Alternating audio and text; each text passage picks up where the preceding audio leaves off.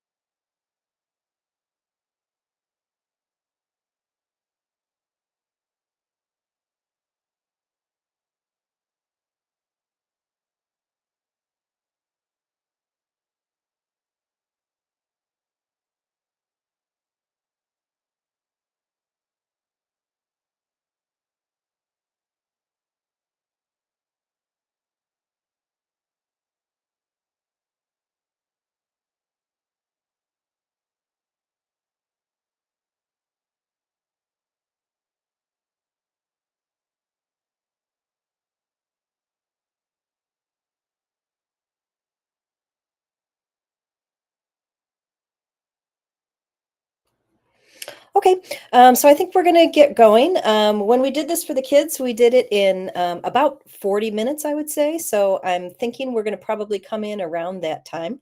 And we will leave some time for some question and answer at the end of the session. So if you'd like to talk through a question, I'm happy to answer at that point. Otherwise, feel free to put your questions in the chat, and one of my colleagues will be happy to respond to you. So we have Mrs. Vick, Mr. Burnbeck, Mr. Glasser, and Mrs. Hester, along with myself, on the call today. And I thank everybody for giving their time in the evening in order to share this important information out.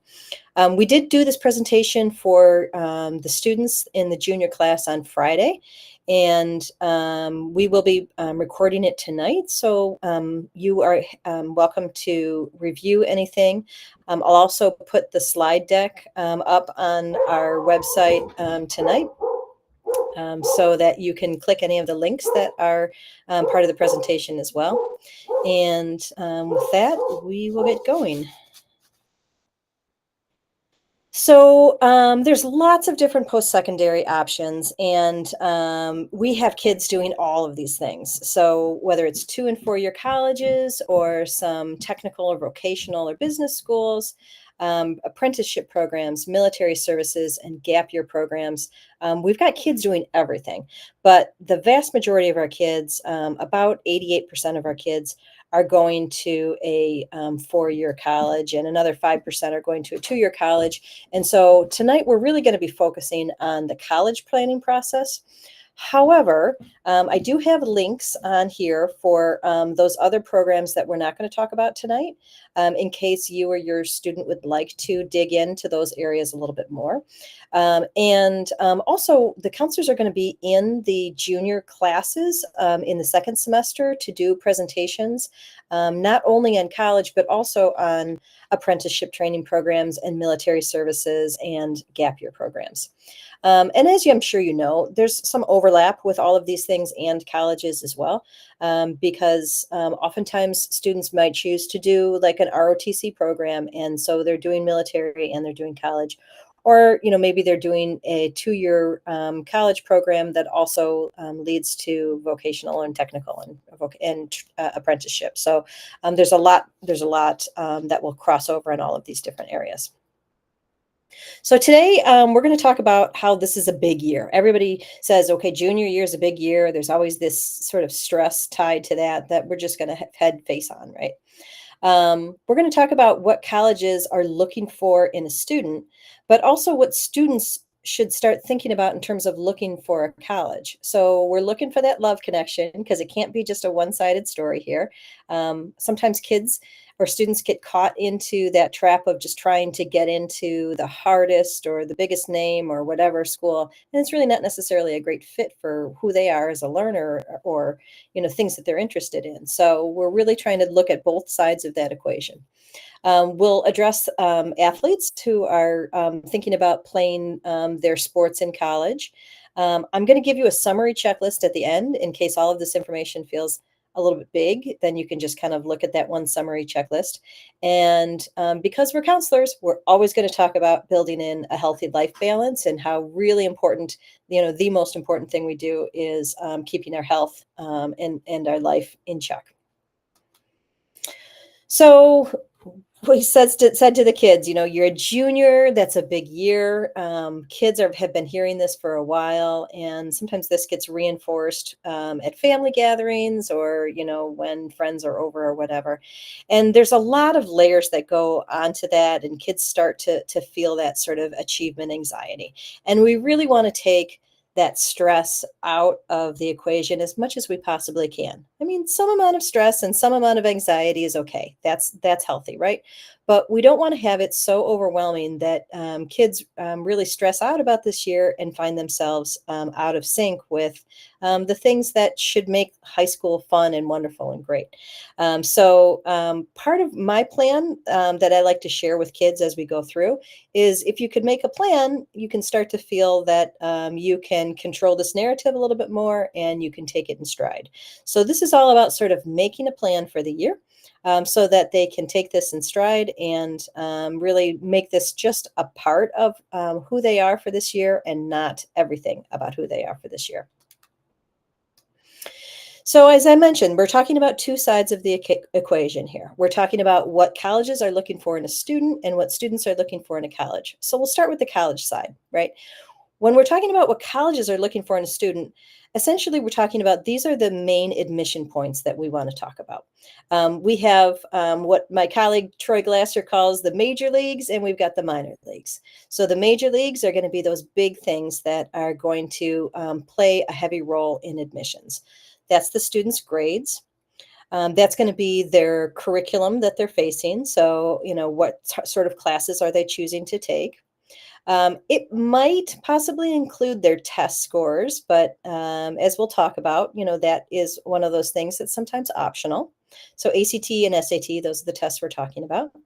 And the essays. Essays have become, college application essays have become a lot more important than they used to be because of the way everything else fits together with that big stuff. And then the minor leagues there, the supporting stuff are things that are still important, but they don't play as big a role in terms of the weighting of these things as those other items. So it's really great to have for kids to have some measure of leadership, right? It doesn't mean they have to lead, 5 different clubs and hold all of these offices, but some measure of leadership is a great thing to have.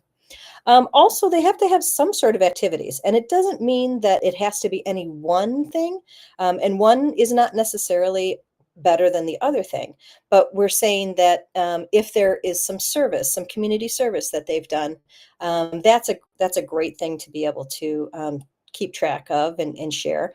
Maybe they are significant in athletics or in some of the arts in some way or another, and that's how they've been spending their time in high school. And maybe it's a job. Maybe they've gone into different employment and they're participating in the workforce. That's great too.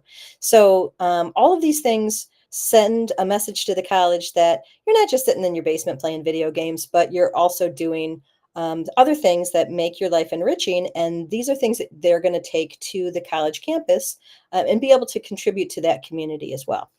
So those are sort of the primary things that colleges are looking for in a student.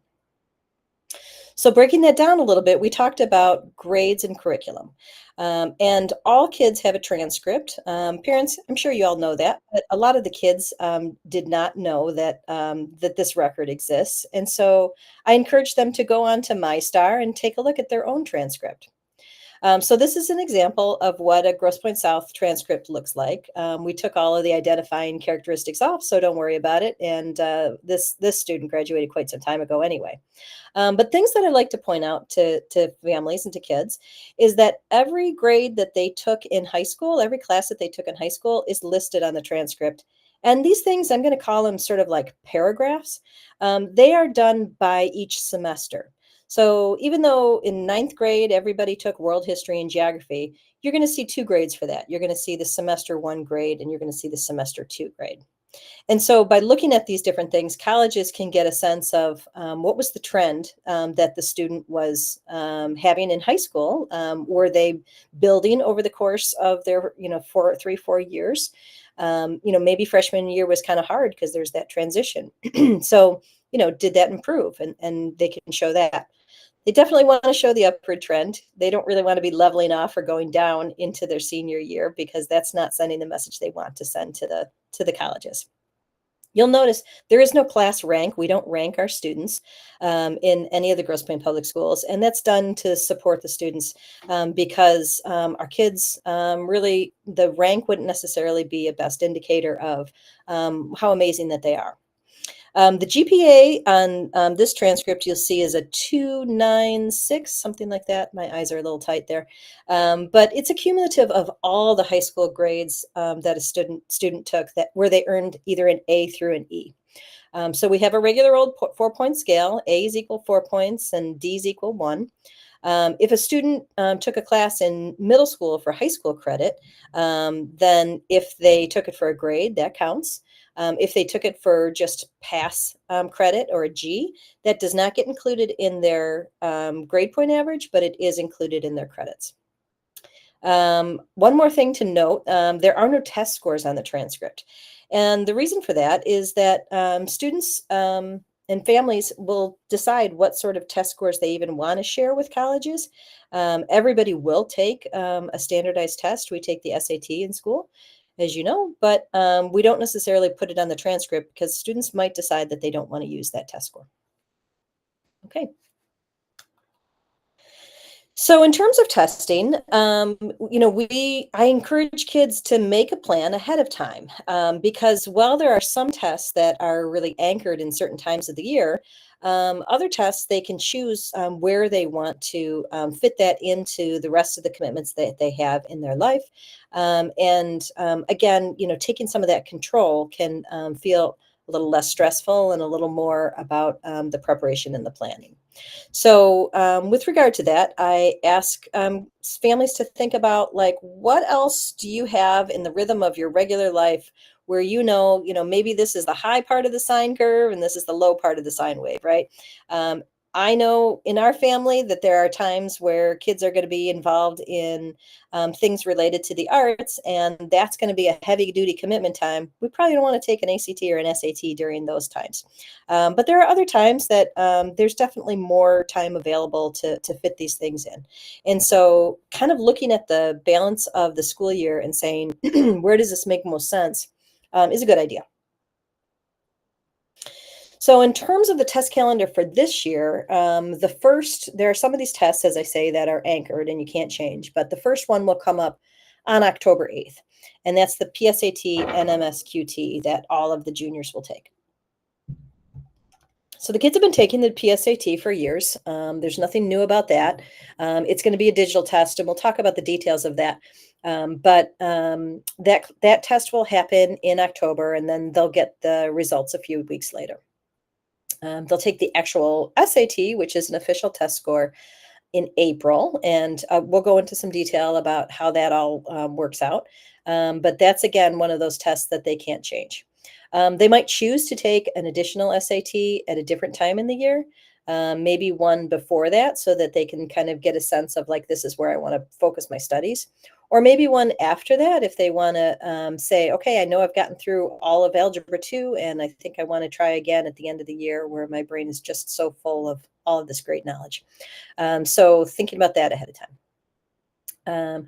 Advanced placement exams, if your student is in any AP classes, just think about the fact that those test dates are already set up.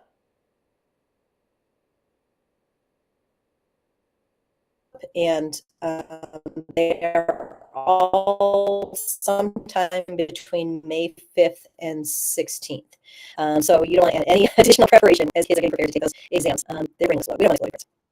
There's a couple other tests that not everybody takes, but national foreign language exams, there's like a German exam that pops up and a Spanish exam. There's also a mathematics prize competition that comes up in October and December. And again, it's not that these are major things on their own, but it's just like one more part of the equation to try to plan out ahead of time so you can find that balance. So as I mentioned, the first test that's coming up is the PSAT. That's a practice SAT. So there is no pressure involved in this, unless you have a student who is in the top, like literally 1% in the state, in which case this might be a test that will make a difference for qualifying as a National Merit Scholar. They don't need to do any sort of special application to be in the running as a National Merit Scholar. They just take the test, and if they land in that very top spot, then they move forward in that scholarship competition. It's a digital SAT. The kids have been doing digital over the course of the last year. So that sometimes takes a little bit of practice in order to get comfortable with using the computer instead of that paper and pencil. I think they've started to do that, but it's not a bad idea. There's a link there to the digital SAT practice where they can just get a sense of like, this is how I want to use all the controls. There's a calculator that's right built in there. They're still welcome to bring their own calculator if they feel comfortable with that. If you can cut out some of those things that are sort of built in as stressors, then they can really focus on the content more than the process. They also might want to try to go on Khan Academy. There's free preparations on Khan Academy, or I think there's a very low cost preparation on there as well, $4 a month or something, where they're doing SAT practice. So if a student wants to do some SAT prep that way, that's an easy way to kind of work forward on that. Okay, so the SAT itself, as I mentioned, the students will take this in April officially, and they will not have to pay for it, and they will not have to do any special registration for it. We handle all of that at school. But kids may choose that they want to take it again. I think it's not a bad idea to take this test twice. Oftentimes kids will improve after they've had a run of it the first time. Maybe 3 times, but I guess I wouldn't really encourage anything beyond that because you get to diminishing returns on that, and it's just a stress ball. With the SAT, it's all digital and it's adaptive, which means that after they go through a section, their second section might be different from the person sitting next to them because it is based on the results of their initial section. So that's sort of an innovation that SAT has moved forward towards. In the SAT, there's only 2 sections. There's the reading and writing section, and there's the math section. So students get 2 scores. They get a math score, and they get a reading and writing score. The length is just over 2 hours, so that's shorter than it used to be, and it's also shorter than the ACT is currently. So they've cut back on some of the time on that.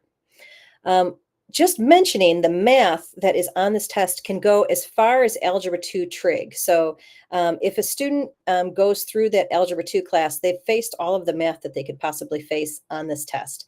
If they are accelerated in math, then they might actually need to go back and brush up on some of their previous concepts that they had learned earlier, but it goes through Algebra 2. They can use a calculator on all parts of the test. And the cost is $68, but if there's financial hardship, please make sure that you talk with the counselor and we'll see what we can do to get that fee waived. So we always mention these average scores, and only because I think, again, as a way of reminding students that at South, getting below that average South score is perfectly fine. It's absolutely fine. But really, the teachers do such a nice job of preparing students for the test that there's not a strong requirement to do massive preparation for this test. Of course, if they want to prepare, they certainly can, and we can offer some suggestions to that end. But the work that they're doing in school and the work that they have done as a student, for the last 11 years, are all part of building up to the skills that they need in order to do well on this test. So the ACT is different because from the start, they have 4 different sections with an optional writing section. And as I mentioned, SAT has only got the 2. You'll notice that the math, because it's one of 4 sections, is going to have comparatively smaller percentage of this test. So some people might feel like if math isn't really their strong suit, they might score better on an ACT than they would on an SAT because that gets diluted a little bit. There's still the science question, and that's going to have some overlap in terms of some of those similar concepts. But it's not a bad idea to think about maybe taking a practice test and seeing if this is a test that a student tends to just score a little bit better on. The ACT is about 3 hours long, and if the student chooses to do it with writing, it is actually an additional 40 minutes. In talking with my colleagues, we really feel like there's not a strong call to take it with the writing in it. The writing is not part of the composite score that you would get as a 1 through 36. It would be an add-on score. So there's really no reason that they need to do both of the writing and those additional scores, but certainly they're welcome to if they'd like to. The statistics that I have on here, again, are just a reminder that our kids do very well. So there's not a call to, really panic about like not being prepared for this test. The work that they're doing prepares them for the test. They certainly can do additional if they choose to. The cost is again around that same cost in the $60 range. And if you choose to do writing, they're going to charge you a little more. So with both of these tests, they're going to say you get, several free score sends. So they'll say, if you want to send your score to a school when you sign up to take the test, they won't charge you, and you can send it directly to the school. My advice on this has changed a bit since, when I started doing counseling, in that now, because there's so many test optional schools, it's probably a better move to not send your score and just hold off and see how the student does first. And, look at the totality of what they bring to the admission in terms of their curriculum and their grades and their essays, and decide strategically if that score is going to be in the best interest of the student to share it with the school. Of course, they're a money-making operation. So if you choose to send the score after you have learned what the actual number is, they're going to charge you. It's not a lot. I think it's maybe $15, something like that, somewhere around there. But that is the way that works there. So they're going to kind of get you on the other end if you choose to take that path. Again, with these things, if you need to have a fee waiver, if there's a hardship, please talk to the counselor, and we will do our best to support that. So I think I've probably covered the main points. I just wanted to give you a little side by side to let you know, in general, the SAT is our South test. We'll give you a free one. ACT is not required, but both of these are an option, and one is as good as the other. Schools are not going to promote, I'd like to have the SAT more than the ACT. I think when we were growing up, definitely that like ACT was more of a Midwest test, and SAT was more of like an East Coast test. It's not like that anymore.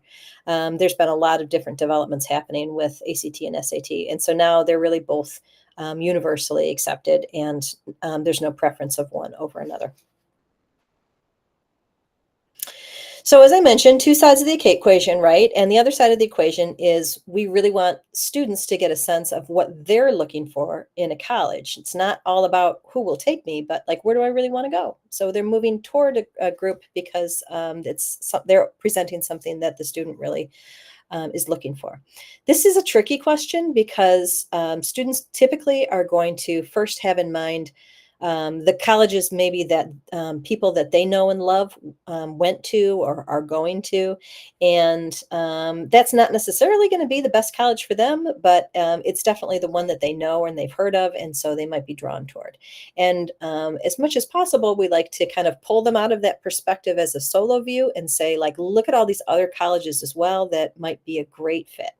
And show them, different elements that they can see that have commonalities, similarities to some of the schools that they like, but might, be different in other ways that are helpful and beneficial to them. So the college search. And again, I think I've already emphasized this, but it's not about getting into the most prestigious school. So what I encourage kids to do is to actually, before they start attaching to any specific name of a school or any specific type of school. They start by just thinking about what are they looking for in a school? What are the qualities that they're looking for in a school? What are the values that they hold as a person, as a student, where they say, I want a college that's going to be consistent with these values that are going to be able to honor these values and challenge me in a way that really feels like it's going to be an enriching and exciting experience for them. And that's not universal, of course, because everybody's different. So it really takes some digging here. Um, the best way I think to get an authentic feel for a place is by visiting them. So, you can do literal visits to actually get on campus and see what a college is like. You can do virtual visits and, go on websites and go on, web tours and things like that. You can do visits with the representatives that come here to South from, all of their different home schools. And these are all just ways to start to get a picture of like, okay, I'm really looking for this kind of program or this kind of school, and I'm really not looking for something else. Online searches are a great way to start. And I do have linked some ways to get started with online searches. There's lots of different algorithms, so they might do a couple different online searches and get different matches for schools, and that's great, frankly. Um, so Naviance Student is where the program that we've been using with kids as we've been doing like different career searches and career definitions with students. So we have a little reminder for them how to sign on to Naviance Student. Parents also have their own sign-on using their My Star password and their student's ID. They will sign on the same way, and you can get onto your actual student's Naviance. So I think I'm going to show you. I'm going to try this. Hopefully it works. All right. So I hope that. Oops. Okay. I hope that you are looking at this tab. Let's see.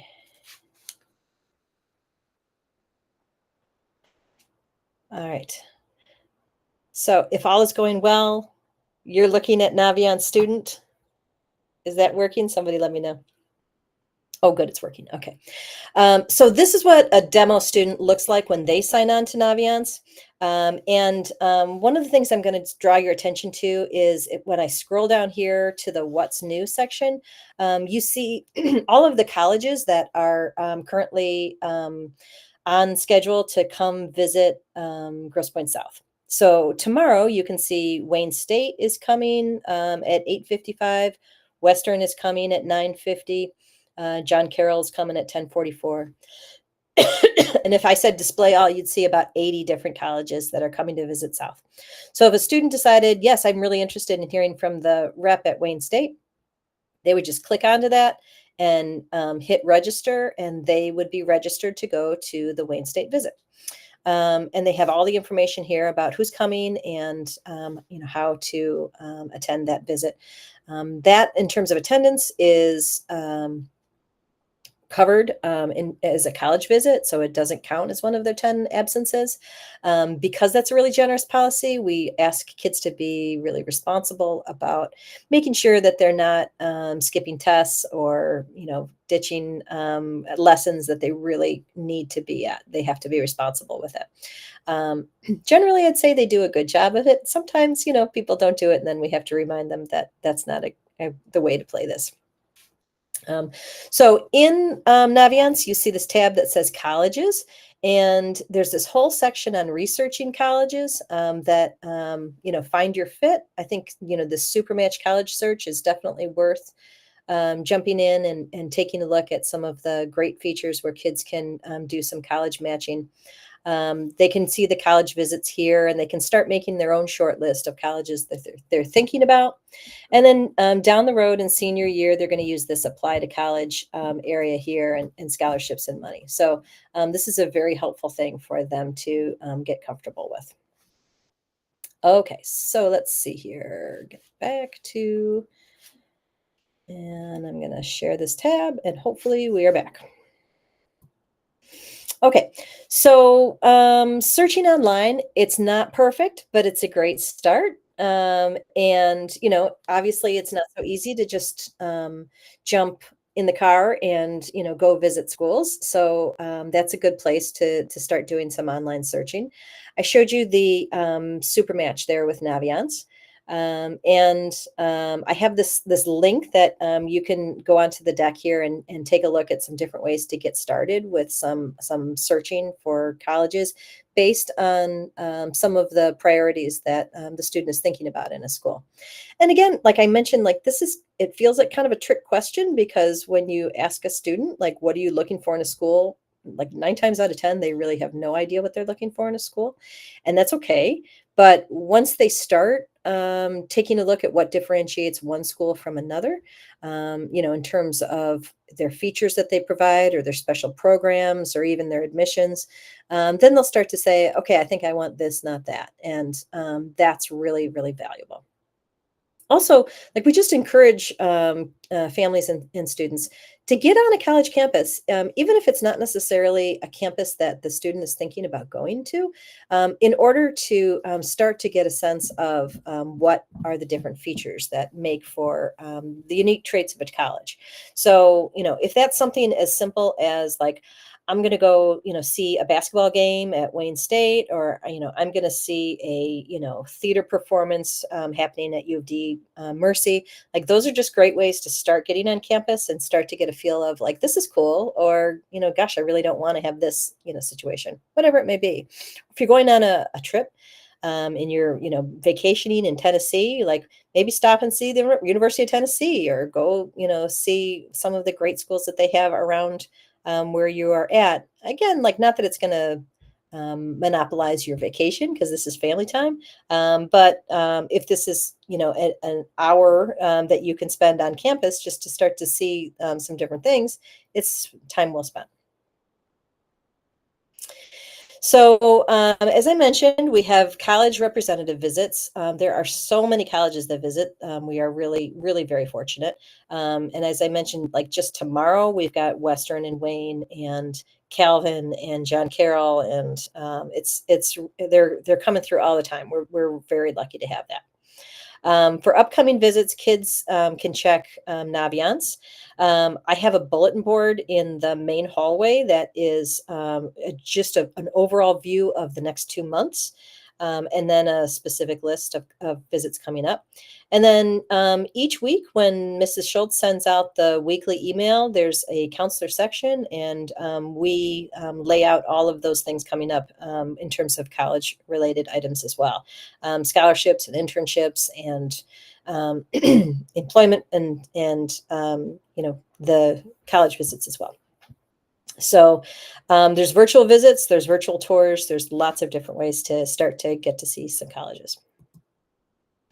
So things that we always like to tell kids as they start getting into this college search is, maybe ultimately they take their list down to like 5 to 7 schools and say like I want to apply to this range of schools, right? 5 to 7 schools. Okay, well, when there's choosing that list, we really want them to fill a couple different categories. And I know you're probably familiar with this, but I'm going to say them anyway. And that's going to be the schools that are going to be the likely schools, right? So these are, you might think of them as kind of the backup schools. They're the schools that they absolutely would be happy to attend. And they already know that the likelihood of getting into that school feels pretty certain, right? When they look at GPA and SAT or ACT, they are above or they're high above the average admit rate for that school. So that feels safe. And again, like that school might have just the perfect academic program that they're looking for, or maybe it is a financial masterpiece, right? They're going to school with a great financial package, or they're playing sports, or whatever is the priority.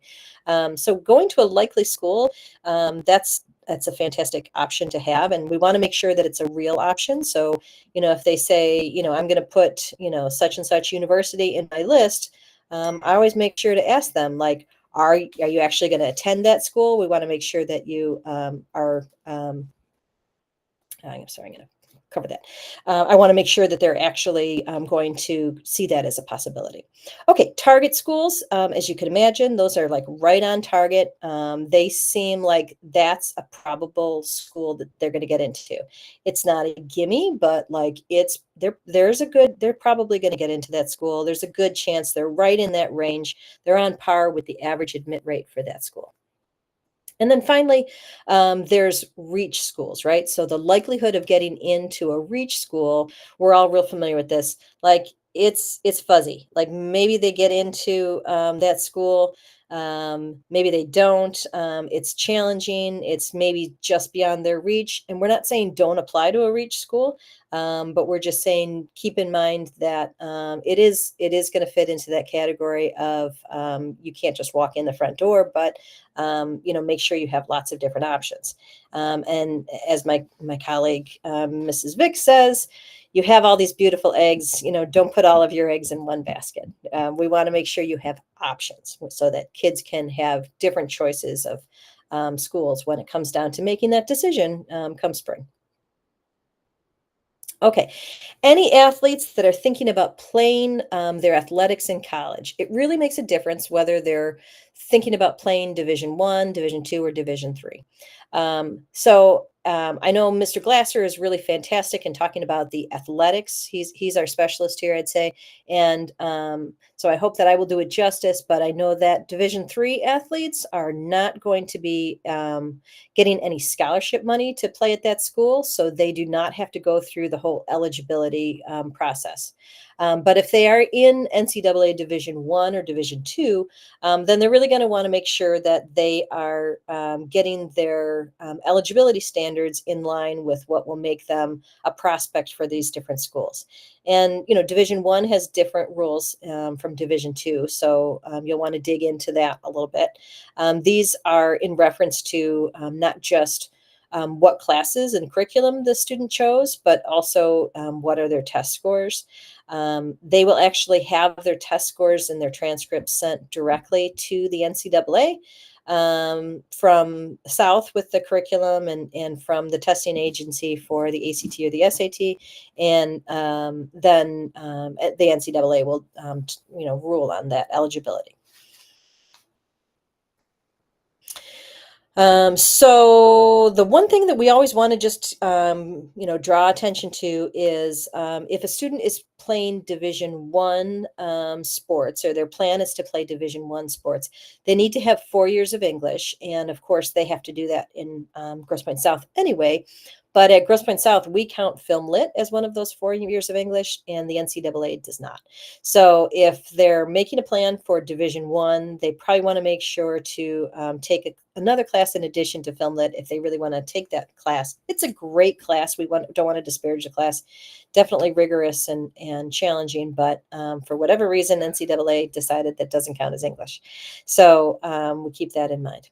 They'll register online at the eligibilitycenter.org in order to get into all of the details for their eligibility with the NCAA. Okay, financing college. Again, for our students, like many of them, they just are not thinking in these numbers yet, and I can't blame them. They haven't ever really had to deal with these kind of numbers for financing school.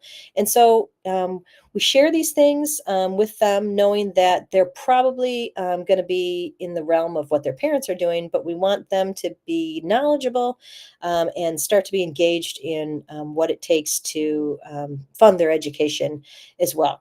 So there is a financial aid night that Oakland University, the financial aid specialist from Oakland University, offers to us every year. We always sign up for it, but it's also recorded. So on this presentation, the slide deck, you can click this and see one of the recordings from a previous year if you want, or we will set one up probably in the spring for junior parents to attend. We encourage everybody to do the FAFSA. The FAFSA is definitely sort of the entryway to scholarships that are available from the state and from the federal government. Well, I know a lot of people will say, well, we're not going to qualify for any of those anyway. There are some merit-based scholarships. There are some scholarships based on vocation, like if a student is interested in going into nursing or teaching or a high need skilled job, there are scholarships based on that. And then also, if a student is choosing to go to community college, then the Community College Michigan Guarantee Scholarship starts with the FAFSA. So it's always a good idea to do the FAFSA. We have definitely heard of schools that will offer aid just based on a family completing the FAFSA, which kind of makes sense, especially if you got private schools that are going to be offering more money. If you don't even apply for the FAFSA, they'd say, okay, well, you don't need any money. So, there's no reason to go out of your way to offer free money. So it's definitely worth your time. The FAFSA is something that you'll do in senior year. So we'll talk about that a little bit more next year, but it will open this year, December 1st. Next year, who knows? We'll see what happens next year. In paying for money, I would say there's these three different categories generally. There's free money, there's money that you're going to borrow, and then there's also work that students will do. So we have these different categories that students might find free money. And I bring this up because students might not be aware that there's all these automatic uh, scholarships that colleges will offer students just based on what their GPA is or test scores, some combination of the two. We will show them that as we go into classrooms in the spring and do our College 101 with them. But sometimes kids will take themselves out of the running for different schools, saying there's just no way I can afford that. And we just want people to be aware that there is a lot of automatic money that schools will offer, because it's like buying a car, right? You don't play the sticker price. So you got to understand what the real price is for that. So there's work study that can come from this. There might be a part-time or a full-time job that a student will have. And then there's also money that students might borrow from getting loans from, either government through the FAFSA or private banks if they are doing their own loans, or loans from family members. So we have a calculator here linked where we can suggest students take a look at that, or families take a look at that, to figure out how much is a reasonable amount to borrow so that debt doesn't become an overwhelming burden. And again, we want kids to just get a sense of okay, if I know I'm going into a career like social work, for example, I can expect to make about this much money per year. And so, I need to get a sense of how much money can I reasonably borrow in order to not be underwater when it comes time to pay that money back. There's so many scholarship search sites, and we will have a link to a full multi-page list of different places that you can start to do some scholarship searching. One of my favorites is Going Mary. It's kind of cool because it is a meta search engine. So you put in all of your information. And this is something that families can do now, actually, when their kids are juniors. You put in your information to this meta search engine, and then it scans the web for any scholarships that fit the student's profile. And they'll say, you line right up to these scholarships. Do you want to apply? And it will actually start your application for you if you want it to. Or you can choose to follow up if you want to. So, and it comes back every month with here's some new scholarships that are coming up. So the reason why I find that very helpful is you can sort of get on this good intention kick of let's do scholarships, and then you get tired and you forget about it and life happens. But it's going to come back a month later and say, hey, remember there's the scholarships, right? Here's something that you can do that's pretty easy. So I find that one to be really good. But there's lots of different sites that have great information out there, and we are happy to share places where you can get started. Because there's so much out there that you can find without an intense amount of work, we really want to make sure to reinforce, like, don't pay money to get money. There are so many different scams out there where they say, yes, for the low price of X amount of dollars, we'll give you access to, $50,000, $100,000.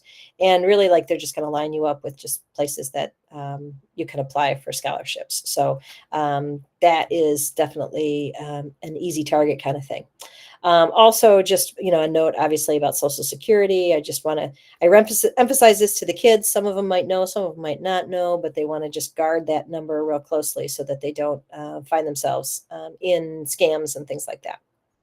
I think it's not a bad idea for students to consider creating their own, like, just a scholarship email or a college email where they can route all of those things to one source. Not that I want to discourage them from checking that. They definitely need to still check that email. But if they can sort of save their regular email from getting bombarded with all of these things that will start coming from college and scholarship, then that might be one way, again, to kind of lessen the stress and feel like they are in control and able to manage all the challenges that come up in junior year. So you're getting to the end here, and I'll tell you that here's sort of like the big picture things that you really need to do this year. And when I say you, like, I really mean your kids. I don't mean you. It's really important that the kids are in the driver's seat. They're driving the bus. Certainly, they should have you along board. Like, you're sitting in the front seat or the back seat, but like you're there. But like, they should run this show. They should really be the ones that are making this happen. Beginning or continuing doing career and college match search. I've mentioned a couple different sites you can use, but just start with Naviance. It's easy.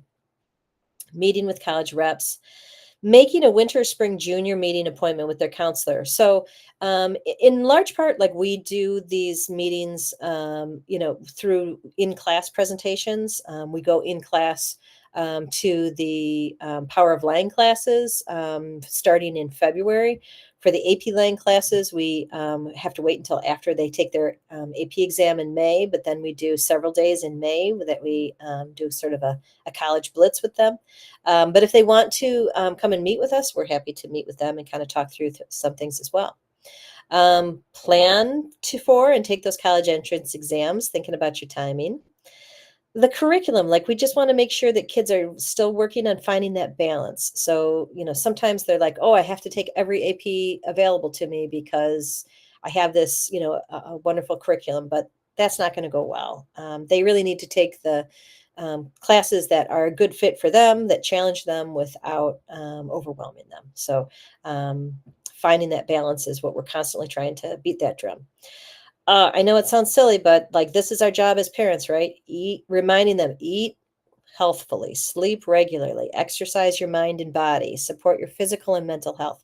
Um, all of those reminders are things that they're going to have to figure out when they're in college. And so the more you can get in that influence area that you have right now, to remind them of the importance of eating good meals, eating some whole foods, and really, like, getting to the things that will take care of them in the long run, the better for them too. And then, it's too early to do college apps. So don't feel like you have to start taking a look you have to start, getting on that right now. But for students to, like, just preview them to see, like, what does it look like? What are some of the questions, or what are some of the essays? It's not a bad idea. In their junior English class, they are going to work on college application essays in the spring. So they will get a good sense of how to get started. And they're going to get teacher feedback, which is just golden. It's really nice to have. So starting from using the resources that you have available here with our counselors and with our teachers, you should be able to have a really great start in understanding how this process works, how it comes together, and how to keep it sane and not taking over your life. And then, as I said from the top, don't forget the most important thing, which is our health. So we always want to make sure we keep our health our number one priority. I don't want kids to burn out academically, physically, mentally, because they are pushing themselves in order to try to achieve something that is causing them great stress. So, yes, a little bit of stress is good. Too much stress is not good, and we need to take care of our physical needs and our mental health needs so we take care of our body and prioritize our health. And if it feels like things are getting out of whack, please come include us in the conversation so that we can offer some suggestions about ways that we can start to bring some balance and some sanity to what can be a really really stressful time and year. We don't want it to be like that. We want kids to have fun, have a great time in their high school experience, look back on this fondly and not look back on this as a grueling painful year. So with that, I'm all done. What am I pulling in at? 50 minutes. Not bad. The bell probably would have rung if we were in class, but we're pretty close there. As I said, we'll take this presentation video and the slide deck and post it on the Counseling Center webpage. So you will have access to that. If you have questions along the way, I'm happy to answer them. I'm sure you've probably been asking questions of my colleagues in the background, but if there's anybody that has any questions they want to ask, please feel free to unmute yourself and ask. Otherwise, I'll just thank you for your time, and I will look forward to seeing you in the hallways sometime soon.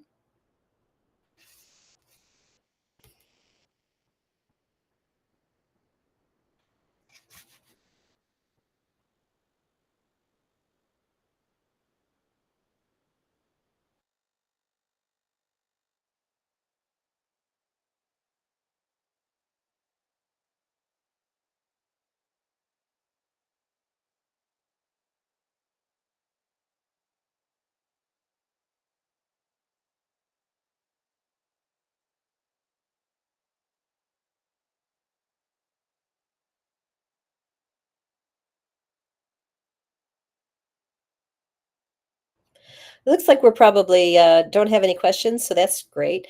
I guess we'll just end this recording right now, and then I will sign off. Thank you so much. Oh, Beth, I think someone just asked a question. Oh, question. Okay, let's see. How do I get to that?